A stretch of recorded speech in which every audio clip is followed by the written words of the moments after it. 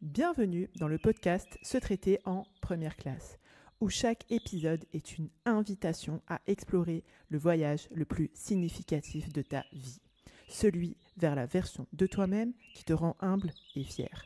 Je suis Émilie Antoine, psychologue, experte en gestion mentale et émotionnelle. Je suis également la fondatrice de mapsyenlignechaismoi.fr. Ici, nous croyons fermement que se traiter en première classe n'est pas un caprice, mais un acte d'amour et de considération envers soi-même et envers autrui.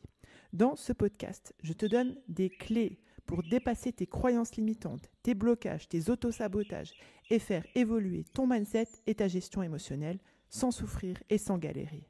Ensemble, nous allons dénouer les nœuds qui t'empêchent d'être une femme plus confiante, plus sereine, plus épanouie. Avec ma méthode innovante, testée et approuvée, qui allie la profondeur de la psychologie, un coaching de déclic impactant, garantie sans blabla, new age sectaire ésotérique, je t'apprends et t'accompagne pour que tu puisses développer une relation saine et authentique avec toi-même et avec les autres. Se traiter en première classe commence maintenant. À l'âge de 7 ans et pendant près de 5 ans, j'ai commencé à prendre quasiment 10 kilos et 10 cm chaque année.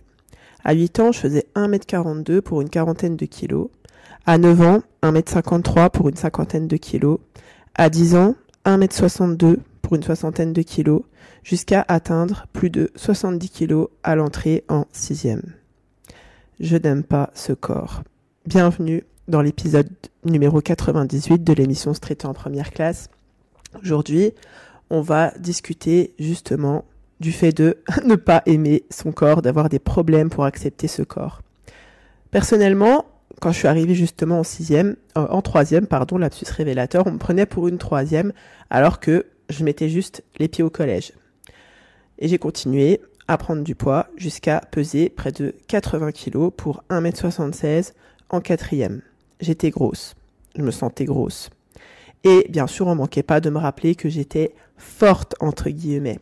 Je me rappelle, un jour, j'étais à prise unique avec ma mère et on croise une de ses collègues de travail et elle discutait avec ma mère. Elle fait comme si j'étais pas là et elle dit à ma mère, poliment, au gré de la conversation, « Ah, dis donc, elle est forte, ta fille !» Ou encore, je me rappelle d'une autre anecdote comme ça, où je rentrais de l'école, je traversais le stade pour rentrer à la maison et venu du ciel, comme ça, j'entends un « Hey, Slim Fast !» Bon, on était dans les années 90, il y avait, comment elle s'appelait il y avait beaucoup de publicités sur Slim Fast à la télé avec une actrice qui était la représentatrice de la l'égérie, comme on dit maintenant, de la marque. En tout cas, mon corps, il était trop grand. Et en plus, mon corps, il était plein de bourrelets et j'étais déjà marquée par les vergetures. Bien sûr, j'ai passé des mercredis après-midi devant Dorothée à manger des paquets de salami. Je m'en souviens très bien, ça n'a pas aidé. Et ce corps, justement, quand je voulais courir, etc., il n'était que essoufflement. Ce corps, il n'était que motif de moquerie, de honte et de malaise. Et bien sûr, on n'était pas encore à l'ère, des réseaux sociaux. Et je pouvais pas me comparer comme on se compare aujourd'hui avec les réseaux sociaux. Je pouvais que me comparer que aux enfants ou ensuite aux adolescentes de mon âge. Et autant dire que ils et elles n'étaient pas aussi massifs. Mais comment du coup commencer à accepter un corps qui ne renvoie que de la gêne? Comment faire en fait avec un corps qu'on n'a pas choisi? Ce corps qui marche pour nous pourtant, ce corps qui parle pour nous, parce qu'on exprime des choses avec son entité physique, si je peux dire ça comme ça. Ce corps d'ailleurs, il peut nous couper la parole si on le prive de son droit. Ce corps, on le ressent quand il nous fait souffrir, tant physiquement que psychologiquement, mais on ne développe pas forcément de conscience, entre guillemets, et encore moins de gratitude pour ce que ce corps il fait pour nous au quotidien. Et puis on sent un petit peu tous les droits avec nos corps. Ce que je voudrais ensuite dans ce podcast, j'ai un peu touché du bout du doigt en vous parlant de mon expérience personnelle, mais ce qu'on peut faire pour essayer de comprendre justement comment on en arrive à être en mode j'accepte pas mon corps, j'accepte pas ce corps Quand on dit en plus j'accepte pas ce corps, c'est encore plus marquant en fait que dire j'accepte pas mon corps, parce que dans le ce, on voit qu'il y a déjà une désappropriation, si je peux dire ça comme ça, une distance d'avec le corps. Et l'idée ici, c'est de pouvoir explorer, de commencer à explorer l'origine de ces sentiments de honte, de gêne, qui sont associés à l'image corporelle, à ce corps, à notre corps, à mon corps. Pour commencer, on peut réfléchir aux impacts des remarques extérieures sur la perception qu'on a de nous-mêmes. Les commentaires, même si parfois ils sont lancés de manière un petit peu légère, comme ça, une discussion avec une collègue, un gamin qui veut faire rire des autres gamins, qui n'a pas vraiment l'intention de nuire profondément, ben ça peut s'imprimer en fait profondément dans un esprit, ça peut façonner la vision qu'on a de notre propre corps. Par exemple, bien sûr, je vous ai donné des exemples concrets, des remarques sur le poids, la taille, t'es grande, t'es trop grande, t'es une géante, ou même des compliments des fois, qui soulignent des défauts améliorés. Je me rappelle, un jour on m'avait dit au lycée que j'étais charmante. Alors c'est sûr, je devais peut-être avoir un petit peu de charisme, mais vous voyez, c'est l'idée de souligner des défauts comme ça, améliorer. Et ça peut renforcer, des fois on se rend pas compte, même si c'est dit avec parfois beaucoup de gentillesse, ça peut renforcer l'idée en fait que notre valeur, elle est intrinsèquement liée à cette apparence physique. Il y a une autre remarque comme ça qui me revient, c'est le fait de dire par exemple, tu es belle avec cette robe. Le noir, ça t'amincit. Vous voyez quand même la violence enrobée dans du chocolat, j'ai envie de dire, mais tu es belle avec cette robe, peut-être t'es belle sans la robe aussi, bref. Et là, le coup de hache final, le noir, ça t'amincit. Et oui, parce que les mots, même qui sont innocemment prononcés, parce que des fois c'est culturel, c'est enraciné, on se rend même pas compte qu'on est en train de tailler l'autre en face de nous, en fait. On croit qu'on lui fait un compliment. Et puis d'ailleurs, si en face, quand tu reçois le « tu es belle avec cette robe, le noir ça t'amincit », tu t'offusques, on va te dire « mais attends, je viens de te faire un compliment, je t'ai dit que t'étais belle ». Mais ce genre de, comment dirais-je, de remarques, encore une fois, on va partir du principe que c'est innocemment prononcé, on se rend même pas compte, culturellement c'est admis de faire des remarques comme ça, n'en est-il pas moins que ça laisse des traces qui sont durables. On peut entendre, voilà, là je vous ai donné mon cas, moi pendant enfant, qui ai régulièrement entendu des commentaires sur ma corpulence. Ces mots, ça crée une empreinte psychologique. Je me rappelle d'une femme que j'ai accompagnée qui était jugée comme étant trop maigre par le reste de sa famille, parce qu'elle venait d'une culture méditerranéenne, où ce sont plutôt les formes qui sont mises en valeur. Donc le fait qu'elle soit fine, qu'elle soit mince, non, en fait elle était trop maigre. Et du coup, d'avoir toujours entendu ces commentaires en fait sur le fait qu'elle était perçue comme étant trop maigre, ça bien sûr, ça laisse une empreinte psychologique qui persiste, qui influence la façon dont on se voit après des années. On se voit trop, tant bien même elle prenait un petit peu entre guillemets de poids, elle était in fine normale, c'est sa norme à elle. Même en l'absence de commentaires dans le présent, de commentaires actuels, on peut continuer de se sentir trop grosse, on peut continuer de se sentir trop maigre, on peut continuer de se sentir trop grande. Parce que notre cerveau, qu'est-ce qui se passe ? Notre cerveau traite et retient les informations comme ça qui sont liées à la perception, à l'auto-perception, à la perception de soi. Et ces commentaires négatifs, ils tendent à être enregistrés durablement quand on est enfant, quand on est adolescente, même quand on est adulte. Pourquoi ? Pourquoi c'est autant imprimé ? Parce que quand tu entends des choses comme ça, ça déclenche des émotions fortes, comme la honte, la colère, la peur du rejet. Et c'est pas seulement le contenu des mots qui importent, c'est aussi le contexte dans lequel ils sont prononcés. Une remarque sur ton poids qui est faite par ta mère, un membre de la famille, une sœur, une tante, une amie proche, ça va avoir un impact beaucoup plus profond que celle d'un inconnu. Parce que c'est perçu, pourquoi ? C'est perçu comme venant d'une source de confiance, d'amour. Si ta tante, elle te lance, ou ta grand-mère, tu devrais arrêter de manger des chocolats, ça donne des bourrelets et c'est pas beau, ça va être beaucoup plus impactant que si c'était quelqu'un que tu connais pas en fait et qui va te sortir ça, même si ça reste quand même violent. Ces mots prennent à ce moment-là un poids supplémentaire. Ça renforce l'idée qu'on doit changer pour être accepté, pour être aimé, pour être considéré, pour être validé. Et face à tout ça, c'est hyper important, je pense, en tant que femme par la suite, de développer de la conscience sur la manière dont on a internalisé justement, dont on a fait nôtre les opinions extérieures, les phrases extérieures, les regards extérieurs, les conseils entre guillemets extérieurs.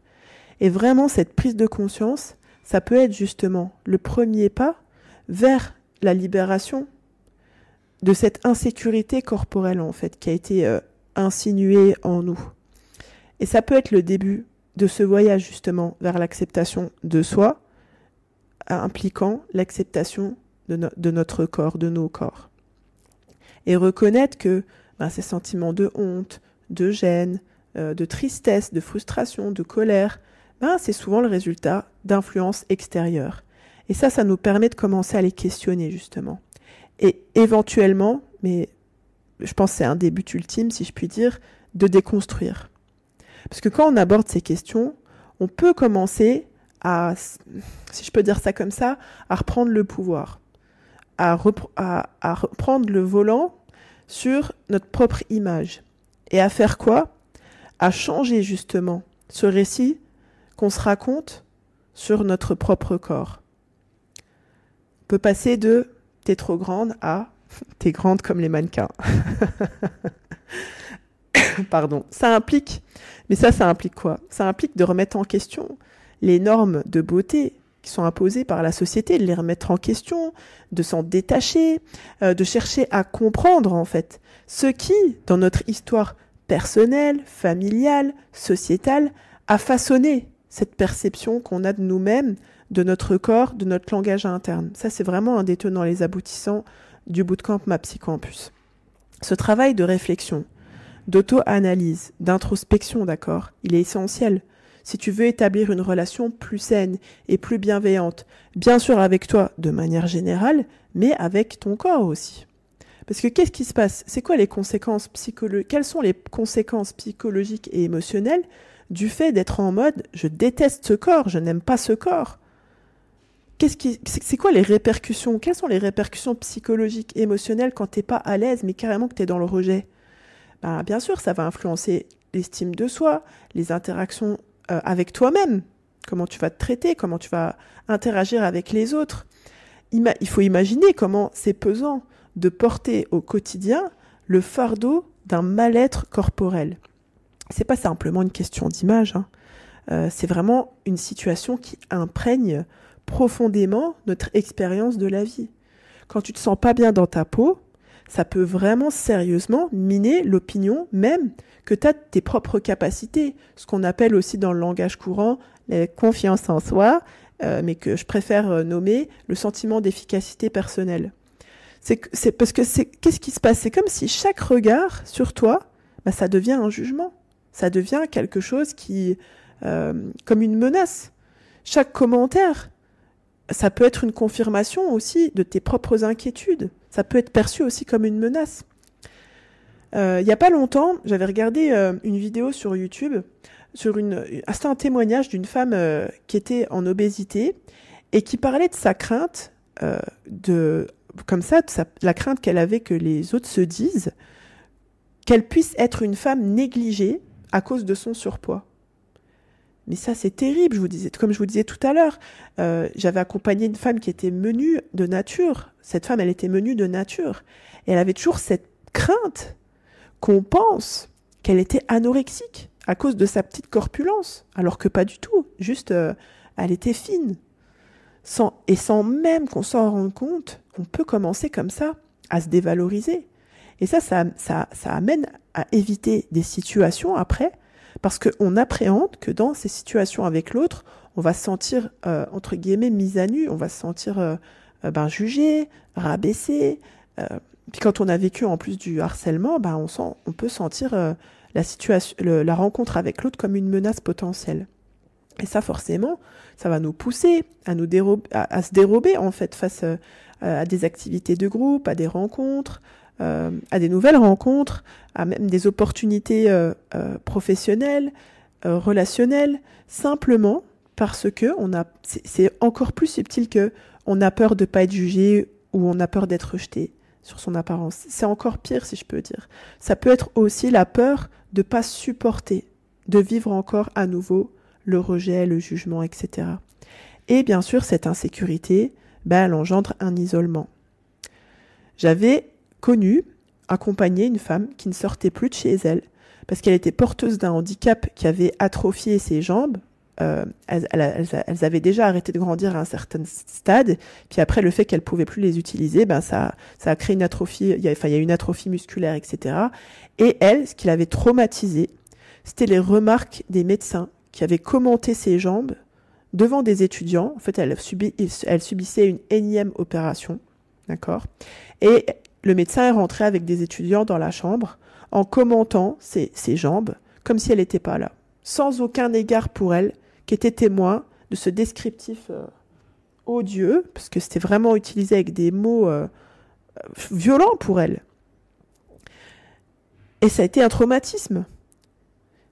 C'est pas seulement une question de ne pas vouloir socialiser, en fait. Ça devient carrément une forme de protection.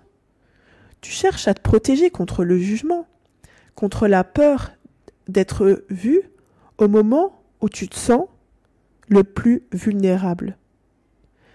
Mais en faisant ça, on se prive aussi de moments, bien sûr, qui peuvent être enrichissants et joyeux, évidemment. Et ce retrait, ça crée un cercle vicieux. Moins tu interagis, plus tu te sens isolé et moins tu te sens confiante, moins tu te sens épanouie. Sur le plan émotionnel, bien sûr que ce mal-être, ça conduit à éprouver de la tristesse, de l'anxiété, de l'angoisse, voire de la dépression. C'est, entre guillemets, ces émotions négatives, elles peuvent être exacerbées chaque fois que tu te sens incapable de répondre aux standards, en fait, aux attentes imposées par la société ou par toi-même. Par toi-même qui continue de te traiter en copiant exactement, inconsciemment bien sûr, ce que tu as reçu. Alors, on peut se forger une carapace, non pas parce que tu le veux, mais parce que tu ressens la nécessité de te protéger, de te préserver. Tu penses que c'est comme ça que ça va se produire. Et à ce moment-là, on ne se dit pas que c'est l'environnement qui est en cause. On pense, on vit dans nos tripes que c'est la faute de ce corps. Et il y a des croyances limitantes qui migrent autour de l'acceptation du corps, de notre corps. Et ça affecte encore plus comment on se perçoit, comment on interagit avec le monde. Je vais vous en donner des plus courantes. Je dois avoir un corps parfait pour être apprécié. Si j'aime pas mon corps, personne ne le fera. Mon corps est l'ennemi. C'est l'adversaire à combattre. Et quand tu as ce genre de croyances, tu te lances après dans des comportements autodestructeurs, des régimes extrêmes, de l'exercice compulsif jusqu'à épuisement, des pratiques alimentaires qui sont hyper malsaines. Il y a cette croyance aussi des changements physiques comme ça qui sont toujours négatifs. On le voit quand il y a des changements naturels comme la grossesse, le vieillissement, des fluctuations de poids dues aux hormones, etc. Souvent, ça, c'est accompagné d'une grande anxiété et donc d'une résistance à ces changements-là qui sont totalement normaux, totalement naturels. On voit le problème de la société de faire avec les rides, la peau qui tombe, les vergetures, et tutti quanti. Et puis, il y a cette croyance aussi que j'ai souvent observée, c'est le fait de se dire « je ne mérite pas de me sentir bien dans mon corps tant que je n'ai pas atteint mon poids idéal ». Et ça, forcément, là, quand tu es là-dedans, tu t'engages dans des comportements de soins de toi et de bien-être tant que certains critères, justement, physiques ne sont pas remplis. Et puis, de l'autre côté, si je peux dire ça comme ça, il y a aussi cette croyance de si je me concentre sur mon apparence physique, eh bien, je suis une femme superficielle. Et là, clairement, tu t'empêches de prendre soin de toi, de donner du temps pour ton bien-être, sous prétexte justement, c'est un peu pareil, une attitude défensive, sous prétexte que se préoccuper de son apparence, c'est vain, c'est superficiel. Voilà, il y a tout plein de jugements qui arrivent là-dessus. Je pense vraiment que travailler à reconnaître, à défier, j'ai envie de dire, à se réapproprier nos opinions, nos croyances sur la place du corps, le rôle du corps, ça va aider grandement les femmes, même les personnes de manière générale, dans ce processus d'acceptation de son corps. d'acceptation de son corps, pour justement favoriser une meilleure estime de soi, un meilleur bien-être, et j'en suis convaincue, non seulement une meilleure santé psychologique et émotionnelle, mais une meilleure santé physique aussi. Dans tous les cas, si tu souhaites commencer ce travail d'introspection et de reconnexion profonde, je te donne rendez-vous au live d'introspection du mercredi 19 juin à 10h de France. On va justement parler du fait d'accepter son corps. Tu peux réclamer ta place qui est offerte à cette porte ouverte de MAPSY Campus sur Zoom via mapsyenligne-chez-moi.fr/introspection. Je précise que l'événement est réservé aux femmes. Ensuite, alors si tu es présent en live, super, on va pouvoir, je vous propose toujours des questions d'introspection, ensuite je coach sur vos réponses en commentaire, c'est hyper interactif. Et ensuite ce live, si tu n'as pas l'opportunité de rejoindre en live, je t'invite quand même à t'inscrire pour que tu puisses recevoir le lien du replay qui sera en accès offert pendant 72 heures sur la chaîne Telegram, se traiter en première classe. Et ensuite, après les 72 heures, le live ira rejoindre en fait l'espace introspection thématique sur MAPSY Campus. J'aimerais beaucoup avoir vos retours, mais pas seulement sur le podcast en fait. Ce que ça vous évoque sur toi, t'en es où par rapport à l'acceptation de ton corps. On va rentrer en profondeur là-dessus pendant le live d'introspection de mercredi 19 juin à 10h FR sur Zoom. Mais j'aimerais vraiment avoir vos retours sur ce podcast. Qu'est-ce que tu te dis quand tu as entendu tout ça? À quoi ça t'a fait penser? Je suis sûre que ça a dû réveiller certains souvenirs en toi. Je voulais aussi profiter encore une fois du podcast pour vous remercier pour tous vos messages, vos commentaires, vos mails de soutien. On les lit tous et je me programme de répondre autant que faire se peut, mais vraiment un grand merci, c'est très encourageant ça nous donne tellement de joie avec la team MAPSY en ligne chez moi de savoir que on peut contribuer à ce que vous puissiez vous traiter en première classe. En tout cas, un petit rappel, pense à t'abonner depuis la plateforme d'où tu écoutes ce podcast. Merci de votre écoute et de votre attention. Au plaisir de revenir dans vos oreilles. Je vous ai présenté l'épisode numéro 98 de l'émission Se traiter en première classe. C'est ta petite dose semaine hebdomadaire pour que tu puisses justement te construire le mindset d'une femme qui est épanouie, qui est en phase avec ses ambitions, ses valeurs et ses principes. Chaque semaine, je déboule avec des explications, des conseils concrets pour que tu puisses justement être dans une vie, vivre en fonction de tes ambitions, de tes aspirations et non en fonction de tes traumatismes, tes peurs, tes croyances limitantes et tes blocages. Pense bien que tu es la première personne à bénéficier du crédit que tu accordes à ton existence et je te dis à mercredi ou dans un prochain podcast. Bye bye. Si tu es prête à donner un tournant à ta vie et à embrasser pleinement l'idée de te traiter en première classe, je t'invite à rejoindre MAPSY Campus. C'est le pas décisif vers une version de toi-même plus sereine, plus confiante, plus épanouie. Sur MAPSY Campus, tu commenceras par découvrir les fondations de la maîtrise mentale et de la gestion émotionnelle, posant ainsi les bases saines de ton évolution. Ensuite, tu embarqueras sur un voyage transformateur qui te révélera comment accueillir ton unicité et cultiver une paix intérieure face aux défis de la vie. Tu apprendras à forger de la confiance et à vivre en harmonie avec ta nature profonde, tout en affirmant tes convictions, tes valeurs, tes principes avec bien plus d'assurance. Tu recevras les clés pour prendre des décisions judicieuses et structurer ta vie de façon à ce qu'elle reflète fidèlement tes aspirations, tes valeurs et tes principes. Tu seras guidé vers la maîtrise de ta sérénité intérieure et l'expression de ta grâce naturelle. Je te fournirai, étape par étape, une méthode pour devenir une femme non seulement capable d'agir conformément à ses ambitions, mais aussi de célébrer son épanouissement personnel, professionnel et spirituel. Avec ma méthode alliant la profondeur de la psychologie à un coaching de déclic garanti sans blabla, New Age, sectaire, ésotérique, tu passeras de la théorie à la pratique, te dotant des outils nécessaires pour une évolution tangible. Et c'est sans risque. Si après avoir activement participé et suivi tous les modules, les rendez-vous individuels, les rendez-vous groupés, de coaching, de cercle, en live ou en replay, et planter les graines des exercices proposés, tu ne constates aucune amélioration, nous nous engageons à te rembourser intégralement. Le seul risque que tu prends en nous rejoignant sur MAPSY Campus, c'est de te transformer en une version plus épanouie, plus confiante, plus sereine de celle que tu es. Pour commencer ce voyage transformationnel, rends-toi sur mapsycampus.fr/mapsycampus, MAPSYCAMPUS. Ensemble, sur Mapsycampus, nous allons débloquer ton potentiel et te guider vers une version de toi inspirée et inspirante. Tu es la première personne à bénéficier du crédit que tu accordes à ton existence. À très bientôt sur Mapsycampus.